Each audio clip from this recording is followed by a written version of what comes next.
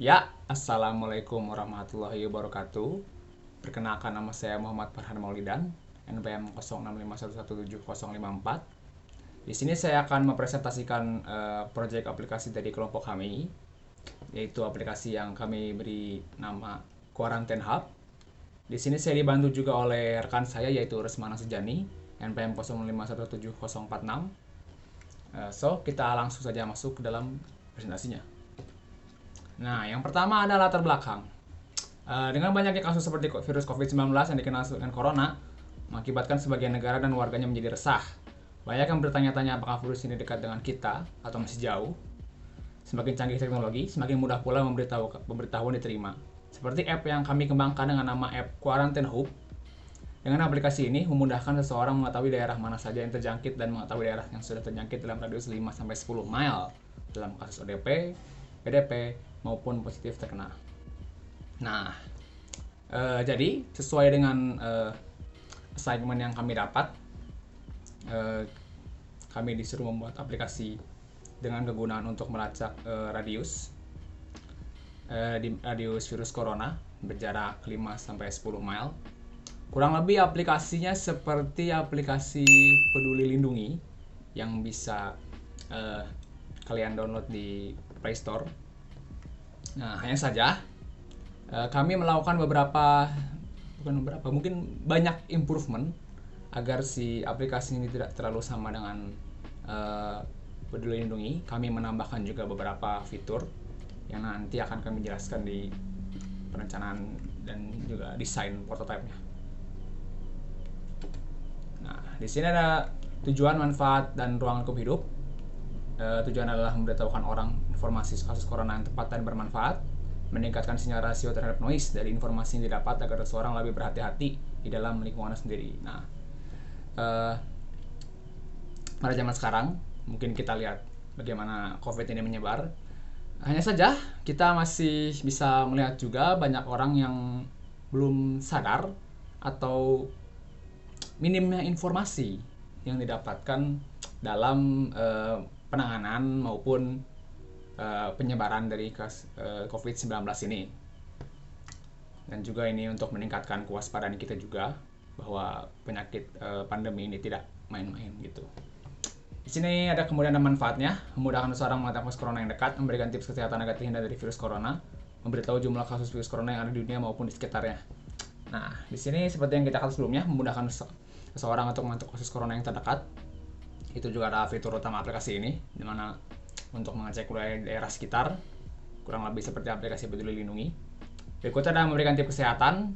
Jadi di sini nanti kita akan menampilkan beberapa tips-tips kesehatan yang secara general bisa kita bilang kalau kalian lihat di web-web corona atau sistem informasi tentang corona, tips kesehatan kurang lebih sama seperti itu.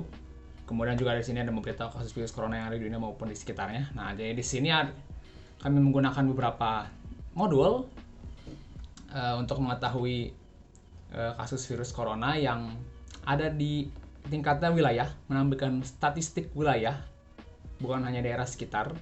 Kemudian menampilkan juga peta di dunia. Jadi ini ada yang secara globalnya juga. Nah, terakhir ruang lingkupnya. Di sini ada perancangan aplikasi Quarantine Hub dan prototipe sederhana aplikasi Quarantine Hub. Nah, di sini kami jadi hanya akan membahas tentang perancangan aplikasinya, seperti metode yang digunakan, mungkin seperti desainnya juga, dan prototipe sederhana aplikasi Quarantine Hub yang kami buat menggunakan Adobe XD, di mana prototipe itu akan menampilkan beberapa hal seperti user flow-nya bagaimana, dan juga ada wireframe juga yang sudah kami buat. Nah, di sini ada tinjauan pustaka, beberapa modul yang atau komponen yang kami gunakan. Di sini ada intro slider untuk splash screen, button view. Seperti biasa kita pasti membutuhkan button dalam menu. Kemudian ada text view untuk menampilkan teks di setiap tampilan aplikasi. Edit text untuk membuat sebuah font pengisian seperti form registrasi. View pager untuk melihat secara keseluruhan aplikasi tersebut secara horizontal. Material card view untuk menu utama dari aplikasi kami. MP Android Chart untuk menampilkan chart atau grafik dari statistik wilayah yang terkena corona. Dan yang terakhir ada Google Maps API di sini, di mana kita bisa melihat daerah sekitar kita lebih presisi karena di sini menggunakan Google Maps juga. Nah, kemudian ada metode pengembangan aplikasi. Nah, dalam merancang aplikasi Quarantine Hub ini, kami juga mengikuti kaidah pengembangan yang sudah ada, mengikuti SDLC atau Software Development Lifecycle dengan sistem waterfall. Bisa dilihat di sini ada pertama ada requirement analysis, design, development, testing, dan maintenance. So, pertama ada requirement analysis. Di sini kami mengumpulkan data. Tentunya kami mengumpulkan data dengan meriset terlebih dahulu bagaimana aplikasi yang sudah ada atau sudah berkembang di zaman ini. Ininya seperti apa, kegunaan seperti apa, kelebihan kekurangan seperti apa, untuk kami bisa mengembangkan aplikasi yang akan kami buat ini, yaitu Quarantine Hub. Kemudian ada desain. Di sini kami juga melihat inspirasi atau melihat pustaka dari beberapa dokumentasi software-software aplikasi kesehatan khususnya. Jadi di sini kami juga bisa membuka beberapa referensi seperti Adobe XD Guru, beberapa desain UI UX. Jadi kami menyempurnakan desain-desain yang sudah ada juga.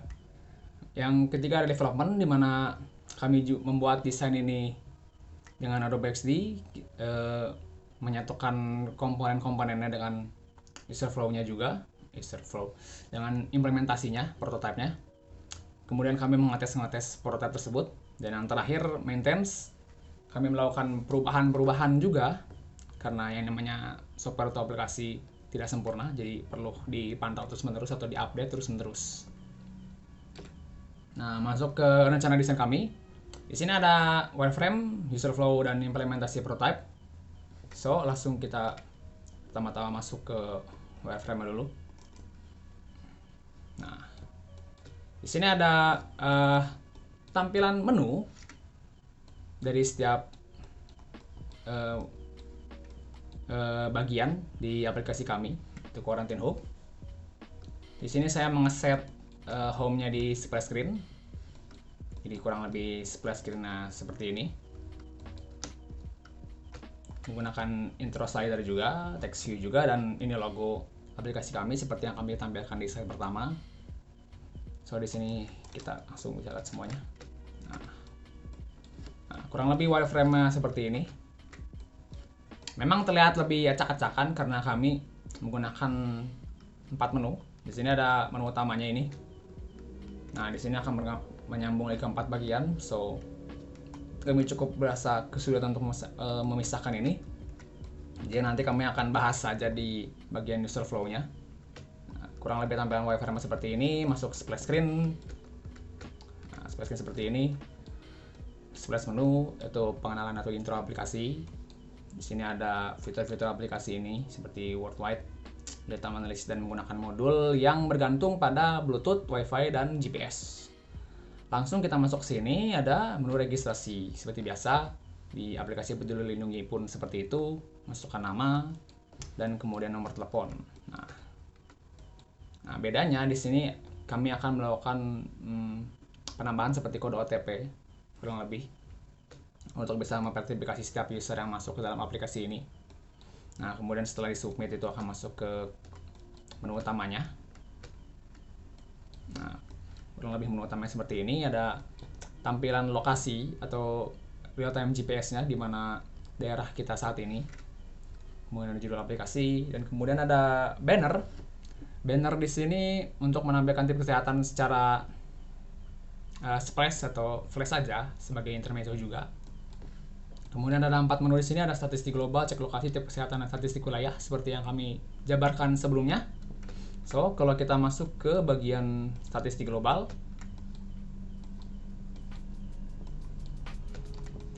nah ini dia. Di sini akan menampilkan statistik dari berbagai negara. Jadi di sini ada 4 warna yang akan nanti ditampilkan di statistiknya. Ada positif, warna biru, meninggal, warna merah, OTP dengan warna kuning dan sembuh dengan warna hijau. So ini sebagai contoh aja, kami tidak menggunakan angka sebenarnya.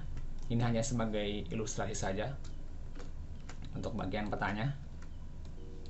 So jika kita pilih cek lokasi,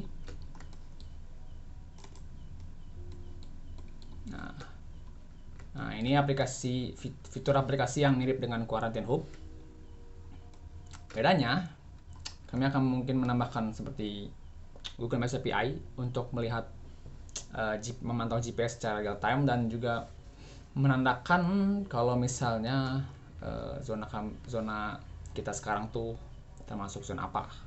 Di sini ada 3 zona, yaitu merah, kuning, dan hijau. Dan juga di sini tambahannya yang membedakannya ada statistiknya juga. So ini akan sedikit lebih detail mungkin. Nah, kemudian ada statistik wilayah. Kita masuk ke sini. Nah, sini kalau jika statistik wilayah itu hanya menampilkan statistik wilayah secara regional atau bisa kita bilang negara. Hanya ini ditampilkan secara chart. Kalau tadi kan statistik itu berbentuk hanya angka. Di sini ada tambahan juga menggunakan chart. Dimana seperti biasa ada 3 warna, yaitu ODP, meninggal, dan positifnya juga. Dan di sini ada perkembangan virus selama 3 bulan terakhir juga. Lanjut ke tips kesehatan. Nah, untuk tips kesehatan kita akan masuk ke sini. Di sini kami menggunakan card untuk setiap tipsnya. Jadi di sini ada 6 tips yang sudah kami catut dari situs sistem informasi corona juga. Dan juga kami sudah mendesain si tips ini dengan sedemikian rupa menggunakan beberapa stok logo, tapi bukan dari library defaultnya Google. Jadi di sini ada 6 tips, yaitu tetap tinggal di rumah, cuci tangan, bersihkan dan infeksi permukaan benda, tutup mulut, dan saat batuk pakai masker, terapkan pola hidup sehat. Nah, kurang lebih seperti itu. Saat kita klik tombol ini, dia akan masuk ke tips berikutnya. Dan saat sudah masuk tips terakhir, dia akan kembali ke menu utama. Nah, berikutnya kita akan masuk ke bagian user flow-nya. Di sini saya membuat user flow dengan aplikasi Microsoft Visio. Jadi di sini kita bisa lihat seperti ini user flow-nya. Seperti yang saya jelaskan sebelumnya, pertama masuk splash screen seperti biasa. Sini ada logo, deskripsi, masuk ke dalam registrasi, nama, nomor HP, masuk ke dalam OTP. Kemudian masuk ke menu utama. Nah, di sini kita atau user akan dihadapkan untuk memilih layanan seperti yang saya jelaskan sebelumnya di bagian wireframe. Ada 4 layanan, yaitu cek lokasi, statistik wilayah, tips kesehatan, dan juga statistik global. So kurang lebihnya seperti itu user flow-nya. Terlihat lebih enak dilihat jika menggunakan Visio. Nah, terakhir saya akan menunjukkan prototipenya. So berdasarkan wireframe yang telah kami buat. Jadi prototipe kurang lebih seperti ini. Untuk mengecek fungsi-fungsi tombolnya juga, lebih seperti ini. Nah, pilih modul, masuk start, masukkan nama. Di sini karena kami tidak bisa melakukan secara real time atau melakukan interaksi yang seperti di teks seperti di Android Studio, jadi kami langsung aja menggunakan atau memfungsikan tombol-tombolnya. Setelah kita masukkan nama, nomor telepon, submit OTP. Nah, kemudian kita akan masuk ke menu utama. Di sini tidak ada yang bisa diklik kecuali menu. Kita masuk ke statistik global.